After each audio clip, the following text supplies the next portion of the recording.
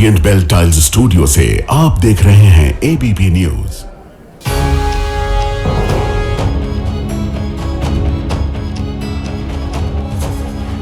नमस्कार, मैं हूं प्रतिमा मिश्रा।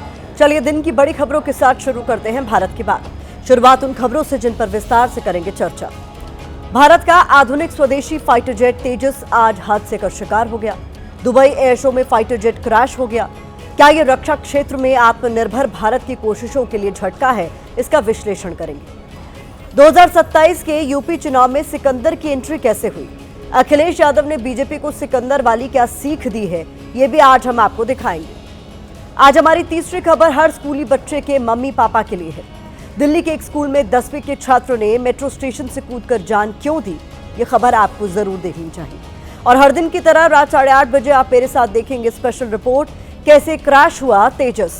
तो आइए शुरुआत करते हैं। और आज सबसे पहले बात दुबई में क्रैश हुए भारतीय वायुसेना के तेजस फाइटर जेट की करेंगे। दुबई एयर शो में फ्लाइट डिस्प्ले के दौरान फाइटर जेट तेजस दुर्घटनाग्रस्त हो गया। इस घटना को सिर्फ एक क्रैश की नजर से देखना सही नहीं है, क्योंकि ये महज एक हादसा नहीं बल्कि मेक इन इंडिया और डिफेंस सेक्टर में आत्मनिर्भर भारत की कोशिशों को एक बड़ा झटका है। क्योंकि तेजस भारत में निर्मित स्वदेशी लड़ाकू विमान है। दुनिया के कई देश तेजस की खरीद में दिलचस्पी रखते हैं। तेजस का दम दुनिया को दिखाने के लिए ही दुबई एयर शो में इसका डिस्प्ले किया गया था।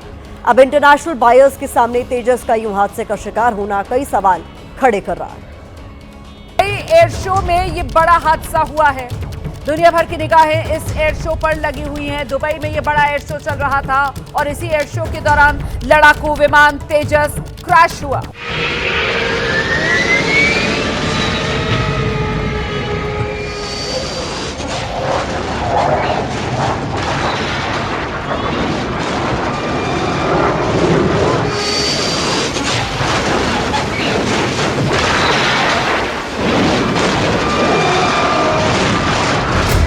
एबीपी न्यूज पर सबसे पहले देश को पता चला कि दुबई में क्रैश हुआ फाइटर जेट भारतीय लड़ाकू विमान तेजस है।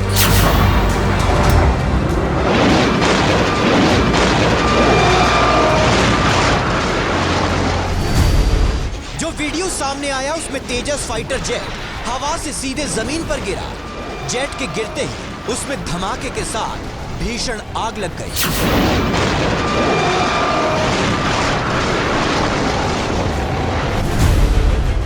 तेजस उस वक्त हादसे का शिकार हुआ जब फ्लाइट डिस्प्ले के दौरान वो क्रिटिकल मैन्यूवर कर रहा था, यानी हवा में युद्ध वाले कौशल दिखा रहा था।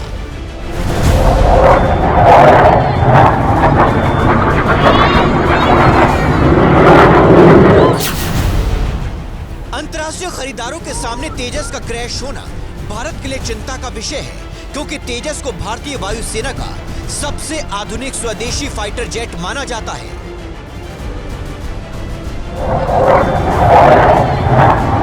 तेजस के जरिए भारत डिफेंस सेक्टर में आत्मनिर्भर बनकर उड़ान भरने का सपना देखता है। तेजस फाइटर जेट से भारत के मेक इन इंडिया ड्रीम को मजबूती मिलती है। आज के जो क्रैश हुआ है एक बहुत बड़ा मेजर झटका है, इसलिए इंडियन एयरफोर्स को बहुत जल्दी से मीडिया पर आकर जो है या हमारी एटलीस्ट गवर्नमेंट को ये स्टेटमेंट देनी पड़ेगी कि इसका रीजन पॉसिबल क्या हो सकता है।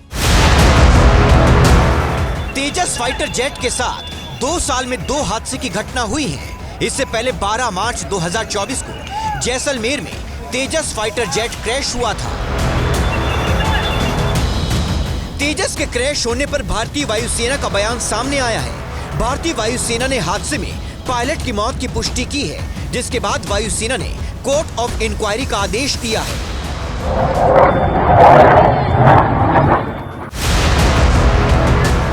इसी फाइटर जेट ने 4 दिन पहले भी दुबई एयर शो में उड़ान भरी थी। भारतीय वायुसेना ने खरीदारों को आकर्षित करने के लिए तेजस को एयर शो में जोरदार ढंग से डिस्प्ले किया था, क्योंकि दुनिया के कई देशों ने इस फाइटर जेट की खरीद में दिलचस्पी दिखाई है। तेजस के अलावा सूर्य किरण एरोबेटिक्स टीम ने भी एयर शो में हिस्सा लिया था। दुबई में एयर शो की शुरुआत 17 नवंबर को हुई थी और आज इस इवेंट का आखिरी दिन था। लेकिन एयर शो के आखिरी दिन दुबई से ऐसी खबर आई जिसने हर भारतीय को मायूस कर दिया। आइए अब अपनी दूसरी खबर में बात अखिलेश यादव की तरफ से बीजेपी को दी गई सिकंदर वाली सीख की करते थे। समाजवादी पार्टी अध्यक्ष अखिलेश यादव ने कहा है कि जब जनता को तकलीफ देंगे तो जनता फैसला लेगी।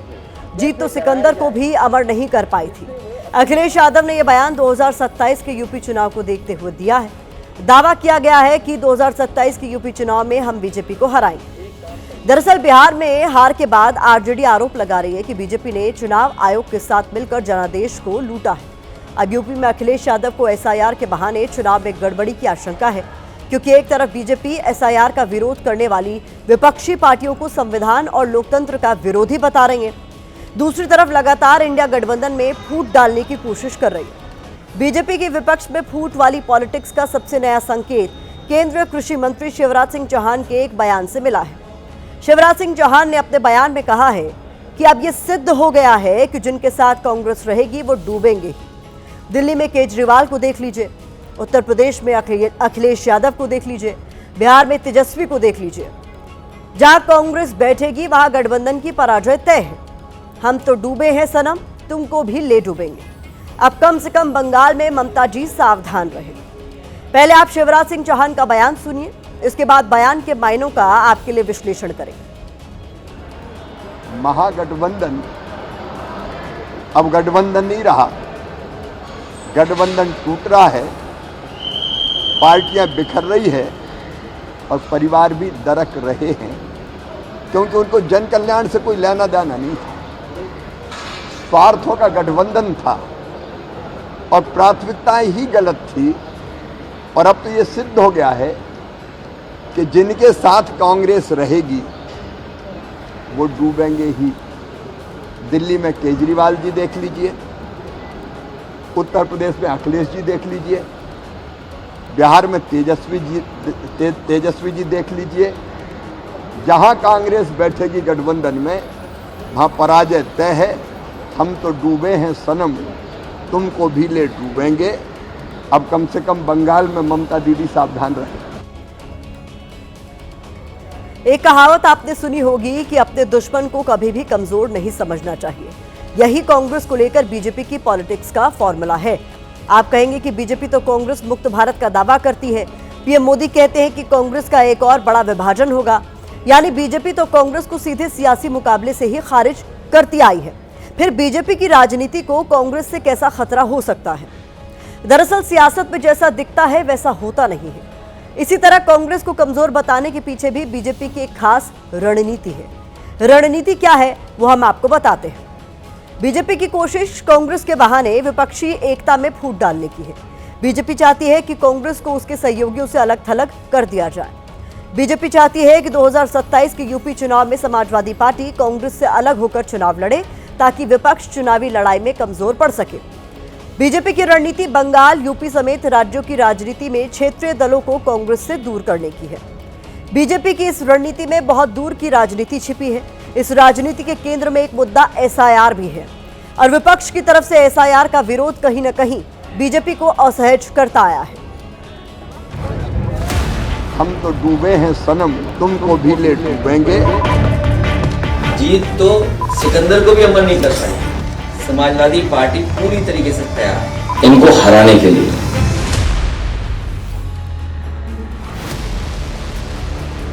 बीजेपी के मंत्री इंडिया गठबंधन के सहयोगियों को कांग्रेस का डर दिखा रही हैं। महागठबंधन अब गठबंधन नहीं रहा, गठबंधन टूट रहा है, पार्टियां बिखर रही है। कांग्रेस के सहयोगी बीजेपी को हराने का दम भर रहे हैं इनको हराने के लिए। ये सब जिस वक्त हो रहा है उस वक्त उत्तर प्रदेश से लेकर बंगाल तक एसआईआर पर सियासी संग्राम चल रहा है। एसआईआर के मुद्दे को कांग्रेस ने बिहार में जमकर उछाला। हालांकि एनडीए की ऐतिहासिक जीत के बाद माना जा रहा है कि एसआईआर का मुद्दा बिहार की चुनावी परीक्षा में फेल साबित हुआ। हालांकि इससे भी इनकार नहीं किया जा सकता कि एसआईआर के मुद्दे ने बीजेपी को चुनावी रण की शुरुआत में परेशान जरूर किया था। अब कांग्रेस आगे भी इस मुद्दे को छोड़ने के लिए तैयार नहीं है। कांग्रेस 14 दिसंबर को दिल्ली के रामलीला मैदान में एसआईआर के खिलाफ रैली करने जा रही है। राहुल गांधी ने पार्टी नेताओं के साथ बैठकर इसकी रणनीति भी बना ली है।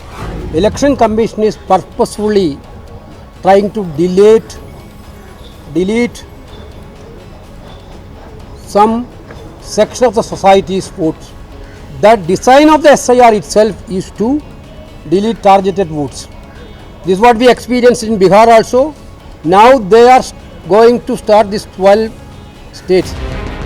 बिहार में हार के बावजूद कांग्रेस एसआईआर के विरोध से पीछे हटने को कतई तैयार नहीं है। राजनीति के जानकार मानते हैं कि कांग्रेस के इसी दांव को फेल करने के लिए बीजेपी बार बार कमजोर कांग्रेस वाला राग अलाप रही है। कैसे, वो समझिए। बीजेपी कांग्रेस के सहयोगियों के बीच ये नैरेटिव सेट करना चाहती है कि कांग्रेस की वजह से उन्हें चुनाव में नुकसान होता है। बीजेपी चाहती है कि राज्यों की राजनीति में कांग्रेस के सहयोगी उससे दूर चले जाएं। बीजेपी की कोशिश है कि आने वाले राज्यों के चुनाव में कांग्रेस के साथ क्षेत्रीय दल गठबंधन करने से परहेज करे। इसी रणनीति के तहत पीएम मोदी बार बार कांग्रेस को कमजोर साबित करने की कोशिश करते हैं। अब कांग्रेस के भीतर भी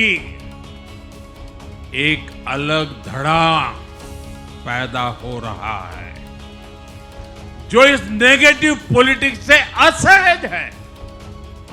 ये जो कांग्रेस के नामदार हैं, ये जिस रास्ते पर कांग्रेस को लेकर चल रहे हैं, इसके प्रति घोर निराशा, घोर नाराजगी अंदर ही अंदर पनप रही है। और मुझे तो आशंका है, हो सकता है कि आगे कांग्रेस का एक और बड़ा विभाजन हो।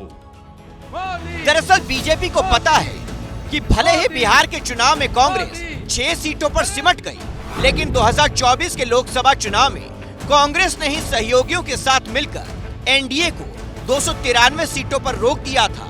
उत्तर प्रदेश में कांग्रेस और समाजवादी पार्टी ने मिलकर 43 सीटों पर जीत हासिल की थी। बीजेपी इसलिए भी अखिलेश जैसे सहयोगियों को कांग्रेस का डर दिखाती है क्योंकि केंद्र की राजनीति में कांग्रेस ही इंडिया गठबंधन में एकजुटता की धुरी है। अगर कांग्रेस के प्रदर्शन को लेकर विपक्ष में मतभेद उभरते हैं तो इसका असर 1 दिसंबर से शुरू हो रहे शीतकालीन सत्र में विपक्ष की रणनीति पर पड़ेगा। विपक्ष एकजुट होकर केंद्र सरकार के खिलाफ आवाज नहीं उठा पाएगा। लिहाजा भारतीय जनता पार्टी ये जानती है, इसलिए वो बार बार कांग्रेस को कमजोर बताकर विपक्ष की एकता में दरार डालने की कोशिश कर रही है। हमारी तीसरी खबर हर उस माता पिता से जुड़ी है जिनके बच्चे स्कूल में पढ़ने जाते हैं। स्कूल भेजकर माता पिता निश्चिंत हो जाते हैं कि उनका बच्चा सेफ है, स्कूल में अच्छे से पढ़ाई हो रही होगी, लेकिन हर बार ऐसा नहीं होता। दिल्ली के नामी प्राइवेट स्कूल सेंट कोलंबस में पढ़ने वाले छात्र ने आत्महत्या कर ली। 10वीं में पढ़ने वाले छात्र का नाम शौर्य पाटिल था। शौर्य भी पढ़ लिखकर अपने पैरों पर खड़ा होकर माता पिता का नाम रोशन करना चाहता था, लेकिन जिस स्कूल में वो पढ़ाई कर रहा था उसी स्कूल के टीचरों की वजह से उसने आत्महत्या कर ली। शौर्य ने राजेंद्र प्लेस मेट्रो स्टेशन से कूदकर जान दे दी। पिछले 2 दिन से सेंट कोलंबस स्कूल के बाहर खड़ी बड़ी संख्या में अभिभावक शौर्य के लिए इंसाफ की मांग कर रहे हैं। इस मामले में अब तक 4 टीचरों को सस्पेंड कर दिया गया है, लेकिन परिजन अभी भी न्याय की गुहार लगा रहे हैं और स्कूल प्रशासन पर गंभीर आरोप लगा रहे हैं।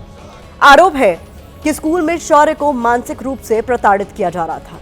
छोटी छोटी बातों पर उसे डांटा जाता था, उसे अपमानित और लगातार परेशान किया जा रहा था। स्कूल टीचर उसकी बातों को इग्नोर किया करते थे। इस मानसिक प्रताड़ना से शौर्य इतना टूट गया कि उसने आत्महत्या जैसा खौफनाक कदम उठा लिया। आत्महत्या करने से पहले शौर्य ने सुसाइड नोट लिखा, जिसमें उसने मम्मी पापा को सॉरी बोलते हुए इन टीचरों पर सवाल उठाए हैं जिनकी वजह से उसने ये भयानक कदम उठाया।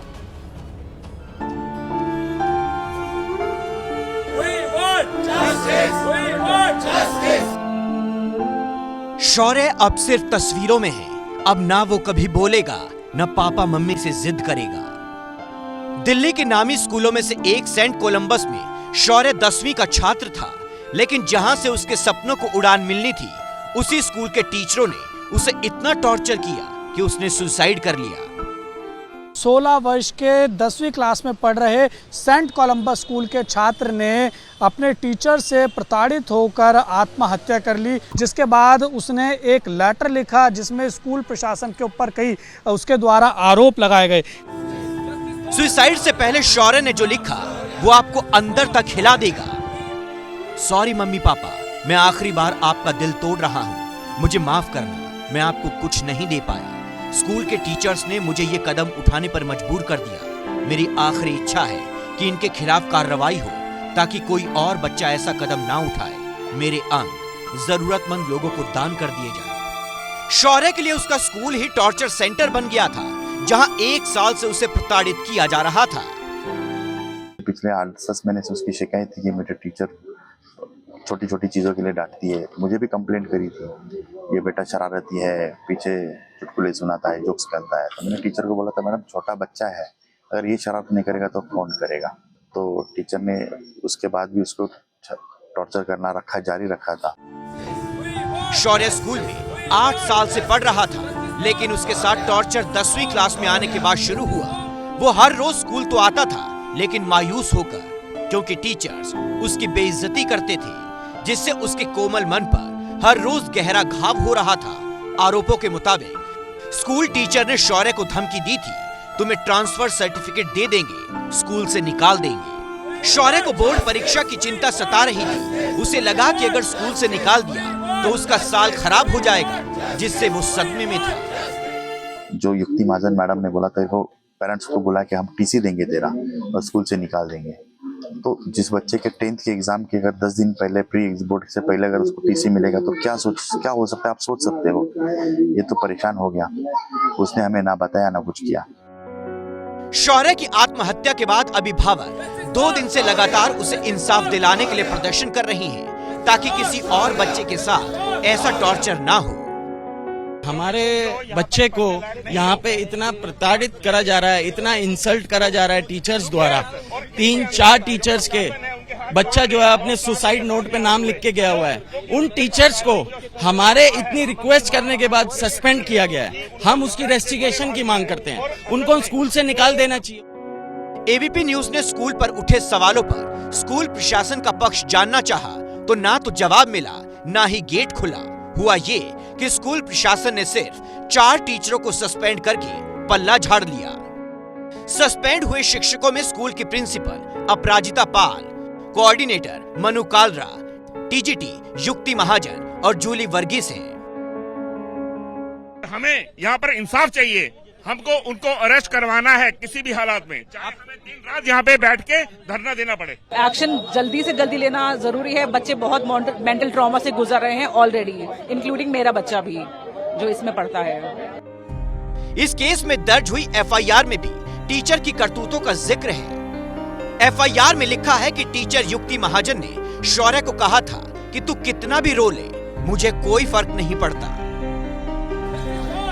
शौर्य का अंतिम संस्कार तो हो गया है, लेकिन इंसाफ अभी अधूरा है। उन टीचरों की गिरफ्तारी कब होगी जिन्होंने शौर्य को सुसाइड के लिए मजबूर कर दिया?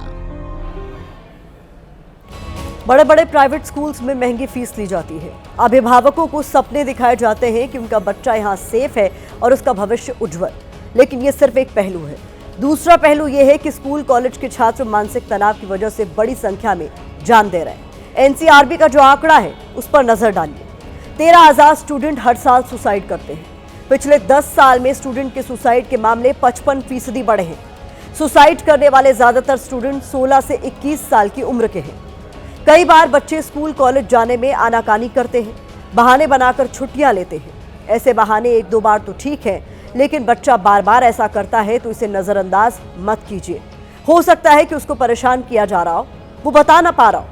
इसे ही बुलिंग कहते हैं। बुलिंग आमतौर पर एक ऐसी हरकत मानी जाती है जिसमें कोई व्यक्ति दूसरे व्यक्ति के साथ जानबूझकर बुरा सलूक या व्यवहार करता है। बार बार शारीरिक, मानसिक या सामाजिक रूप से बुरा व्यवहार करना भी बुलिंग की ही कैटेगरी में आता है, जिसका मकसद सामने वाले को चोट पहुंचाना, डराना या असहज महसूस कराना होता है। ऐसे में बच्चा अगर आए माता पिता के पास, उनको उस बात को हल्के में नहीं लेना, उसको डांट के, झुंझला के या दुत्कार के दूर नहीं कर देना। जो माता पिता और बच्चों के जो पुल है दोस्ती का पुल बने रहना चाहिए, उसको जलाना नहीं है, हमें उसको डांट के झुंझाड़ के खत्म नहीं करना है, उसको स्ट्रांग करना है, बॉन्ड को स्ट्रांग करना है। किसी प्रोफेशनल की मदद लेने में कोई बुराई नहीं है। मनोचिकित्सक के पास जाएं, मेंटल हेल्थ प्रोफेशनल के पास जाएं, उसको जांच करवाएं। कोई थेरेपी दवाइयां आजकल बहुत अच्छी आ गई हैं, जिसके चलते आपके बच्चे का समय इलाज किया जा सकता है और एक अनमोल जीवन को बचाया जा सकता है।